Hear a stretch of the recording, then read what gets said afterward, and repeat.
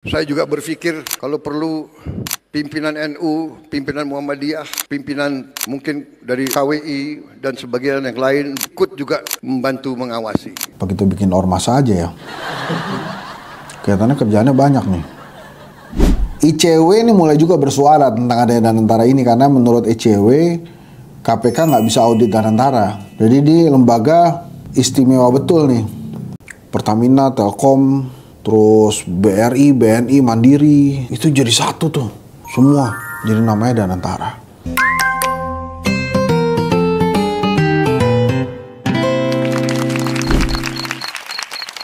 Alhamdulillahirrahmanirrahim. Senang sekali kita hari ini. Kemarin kita dengar, kemarin gimana sih nih? Kemarin kita mendengar, menurut Pak Prabowo, Pak Jokowi diminta menjadi pengawas Danantara.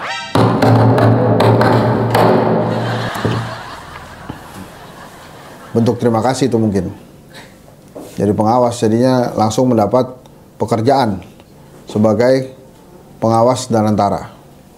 Dan kemudian Pak Prabowo akan meluncurkannya tanggal 24 Februari 2024. Nah, waktu pidato kemarin, Presiden Prabowo tuh mengajak seluruh mantan Presiden Republik Indonesia, Presiden ke-5 Megawati, Presiden ke-6 SBY, Presiden ke-7 Pak Jokowi, untuk ikut mengawasi Badan Pengelola Investasi Daya Nagata Nusantara. Tanggal 24 Februari yang akan datang, kita akan luncurkan dana investasi Indonesia yang saya beri nama Danantara. Karena itu saya minta semua presiden sebelum saya berkenan ikut menjadi pengawas di dana ini. Ini kalau dalam bisnis ya, mengawasi itu kan komisaris ya.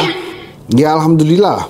Jadi mantan-mantan presiden itu kan, kalau selama ini kan kita ngelihat ya Pak Jokowi kan gak ada kerjaannya, jadi dia touring, jalan-jalan. Pak SBY lukis-lukis. Bu Mega kan ada tanaman-tanaman tuh, anggrek dan lain-lain. Nah ini kalau sekarang ada pekerjaan ini, jadi boleh juga ya solidaritas presiden tuh ya. Dia ngasih kerjaan buat mantan-mantan presiden tuh.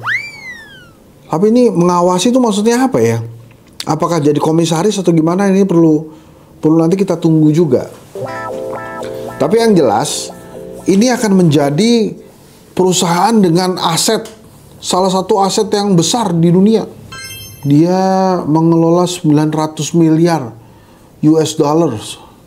Jadi kalau di Indonesia itu belasan ribu triliun lah. Harvey Muiz malah lewat lah ini ya sama Danantara ini. Dia kan cuma 300 ya. Jaroff Richard juga lewat lah, dia kan 1 triliun. Ini udah lewat-lewat nih, jadi besar banget nih. Jadi Pertamina, Telkom, terus BRI, BNI, Mandiri, itu jadi satu tuh. Semua jadi namanya Danantara. Ini untuk apa? Untuk perbaikan atau menjaga ekonomi negara kita. Tapi memang karena komunikasinya nggak oke, langsung tuh ada rush. Jadi dibentuk Danantara tuh orang-orang pada narik duitnya. Terus presiden juga meminta organisasi kemasyarakatan berbasis keagamaan, Nahdlatul Ulama, Muhammadiyah, Konferensi Wali Gereja Indonesia untuk juga ikut mengawasi pengelolaan dana kekayaan negara Danantara. Saya juga berpikir kalau perlu pimpinan NU, pimpinan Muhammadiyah, pimpinan mungkin dari KWI dan sebagian yang lain ikut juga membantu mengawasi. Jadi ormas-ormas ini sudah diberikan jatah untuk atau kewenangan mengelola tambang. Dia juga diminta untuk mengawasi pengelolaan kekayaan negara di Danantara. Begitu bikin ormas aja ya. Kelihatannya kerjaannya banyak nih. Danantara merupakan super holding badan usaha milik negara yang pembentukannya diatur dalam Undang-Undang BUMN. Jadi ini oke juga ya. Semoga saja pengelolaan dana ini nanti tidak seperti zamannya Nazib di IMB apa namanya itu ya, Yang di Malaysia tuh yang akhirnya membawa dia ke penjara tuh. Najib PM Malaysia ya. Oke, balik ke sini lagi ya. ICW ini mulai juga bersuara tentang adanya Danantara ini karena menurut ICW KPK nggak bisa audit Danantara. Jadi di lembaga istimewa betul nih, istimewa sekali. Karena saya belum terlalu ngerti banyak ya. Jadi menurut saya marilah kita cari tahu bersama-sama tentang Danantara ini. Jadi bukan cuma nanti pas jadi diresmikan terus kemudian baru kita bertanya-tanya, tapi dari sekarang kita harus bertanya-tanya dulu nih. Ini sebetulnya lembaga apa dan kemudian secara keuntungan akan berdampak langsung nggak ke masyarakat? Mudah-mudahan berdampak langsung. Begitu, jadi teman-teman. Ada nggak kontroversi pembentukan Danantaranya ini? Bukan di Danantara kontroversinya ternyata. Di orang-orang yang mengelola. Di awal katanya ini nih akan dipimpin oleh Mulyaman Hadad nih. Dulu OJK lah. Tapi katanya Mulyaman Hadad mau dijadiin gubernur BI, saudara-saudara. Maka si Danantara ini yang ngurus Rosan. Pak Rosan ini adalah Menteri Investasi. Apakah kemudian dia akan rangkap jabatan atau dilepas Menteri Investasinya, kemudian Pak Rosan menjadi kepala Danantara, ini juga menjadi misteri. Yang tidak misteri, kayak wayang ya. Yang tidak misteri dalam Danantara dan sudah sering disebut adalah kemunculannya keponakannya Pak Luhut ya, namanya Pak Pandu itu. Saya tidak tahu keponakannya atau kerabatnya lah. Nah itu kelihatannya sudah tidak lagi misteri, itu sudah pasti yang tidak digoyahkan nama itu. Luar biasa. Jadi Pak Pandu itu menjadi salah satu yang mengelola. Saya nggak tahu tempatnya di mana, kalau nggak salah di bawahnya Pak Rosan lah. Ya itu seperti biasa, kita belum dapat untungnya tapi polemiknya sudah ada. Maka kita wajib mendoakan supaya ini sukses. Kenapa? Untuk membiayai program-program Pak Prabowo juga yang spending-spending itu loh. Kan selama ini program-program yang mendatangkan keuangan ini belum ada. Nah mudah-mudahan si Danantara ini adalah program yang mendatangkan keuangan dan benar-benar mendatangkan keuangan. Jadi gitu kira-kira teman-teman. Mari kita pelajari Danantara. Kalau ada yang kurang-kurang, langsung saja kita lapor Mas Wapres. Karena sampai hari ini tetap lapor-lapor itu adanya di Mas Wapres. Belum dicabut ya. Lapor Mas Wapres itu. Terima kasih. Reshuffle, reshuffle. Akhirnya lo datang juga. Yang kena, yang kena. Cuma satu menteri. Berarti bukan reshuffle, itu penyegaran. Ya nggak apa-apa juga lah. Yang kena adalah menteri yang punya GOR. Anaknya yang punya GOR ya. Anaknya Sumantri Bojonegoro. Satrio Sumantri Bojonegoro. Ini dia sempat didemo ini oleh ASN-nya. Tapi kalau menurut hasil survei Kedai Kopi memang faktor utama ketidakpuasan rakyat Indonesia terhadap pemerintahan Pak Prabowo adalah perilaku buruk para pembantunya.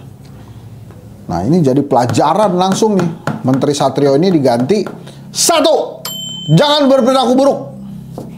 2. Harus lebih bekerja keras. 3. Jangan membuat gaduh. 4. Jangan membuat gaduh. 5. Jangan membuat gaduh. Nah, membuat gaduh ketiga, keempat, kelima ini berbeda-beda. Membuat gaduh nomor 3. Bikin demo ASN. Dianggap mungkin menginspirasi ASN kementerian lainnya untuk berani mendemo kementerian atau mendemo menterinya. Kegaduhan yang kedua, ya, karena diduga salah satu poin di demo Indonesia Gelap, UKT naik, ini juga desas-desusnya kemunculan karena ada komunikasi yang tidak tepat dari Kementerian Dikti kepada mahasiswa. Jadi mahasiswa menduga-duga, wah naik nih UKT-nya, bayaran naik. Yang kelima, ini juga penting nih, kegaduhan. Ini saya yang gaduh ini, supaya 5 aja, ya. Jadi itu, akhirnya diganti Menteri Satrio ini dengan Pak Brian. Pak Brian ini wakil rektor ITB. Ini seru juga nih. Pak Brian maju ke pemilihan rektor. Dia kalah. Rektor ITB. Dia kalah. Jadi wakil menteri ITB. Wakil rektor ITB maksud saya. Ya ulang-ulang nih. Pak Brian maju ke pemilihan rektor ITB. Kalah. Gagal jadi rektor ITB, akhirnya dia jadi wakil rektor ITB. Ternyata in the name of garis tangan tuh apa ya? Bukan pakai bahasa Inggris dong, bahasa Inggris. Garis tangan akhirnya membuat dia menjadi menteri, saudara. Jadi ini pelajaran penting juga. Kalau Anda kalah, belum tentu runyam masa depan. Kalah bisa jadi naik. Jadi ibaratnya Anda mundur selangkah untuk mendapatkan maju 2 langkah. Ini luar biasa. Pak Brian ini, si wakil rektor ITB. Jadilah dia menteri. Ini benar-benar sebuah kejutan ya. Dan kejutan yang lain ini teman saya ini, Mas Pratama diangkat jadi wakil kepala BSSN. Kepala BSSN yang baru juga dilantik. Terus dilantik juga kepala BPKP. Terus ada kepala BPS juga dilantik tuh. Jadi ini ada 4 atau 5 jabatan gitu ya. Sumur jagung aja baru 3 bulan. 100 hari lebih lah. Tapi buat menteri yang di reshuffle, walaupun hanya 3 bulan, tetap wajahnya itu ada di kementerian sebagai mantan menteri. Dan uang pensiun sebagai menteri. Ya. Alhamdulillah ya. Alhamdulillah tuh. Tapi tadi waktu di istana, saya nonton di TV tuh ya. Di TV One kalau saya nggak salah. Atau di Kompas ya. Ada obrolan yang menarik tuh. Pak Prabowo lagi ngobrol sama salah satunya Pak Prasetyo Adi, Setnek. Sampingnya ada Bapak wakil presiden tapi agak ke belakang. Gitu. Ya muntuk gitulah. Kayak biasanya dia. Jadi gitu. Selamat bekerja menteri yang baru. Tolong dicatat, saya sebagai dosen itu admin jangan kebanyakan ya. Karena tugas kita adalah memberikan pencerahan kepada mahasiswa. Bukan hanya mengerjakan admin. Bukan admin, Pak. Kayak saya nih ya, semangatnya jadi dosen itu sharing, membagi pemikiran-pemikiran kepada mahasiswa. Itu tujuannya. Tapi kalau kebanyakan admin, wen kita ngajar. Kapan ngajarnya? Admin deui atuh. Aduh, Pak. Bapak kan sama-sama jadi dosen ya, pernah merasakan itu. Jadi tolong admin dikurangin lah, Pak, supaya kita bisa fokus ngajar. Ya. Saya juga pasti dapat WhatsApp dari teman-teman dosen tuh, Pak. Tukin ya, Pak.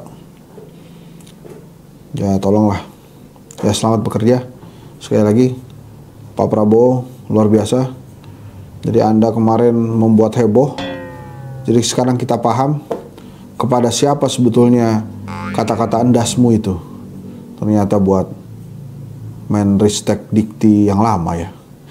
Endasmu langsung di reshuffle. Oke, teman-teman. Assalamualaikum warahmatullahi wabarakatuh.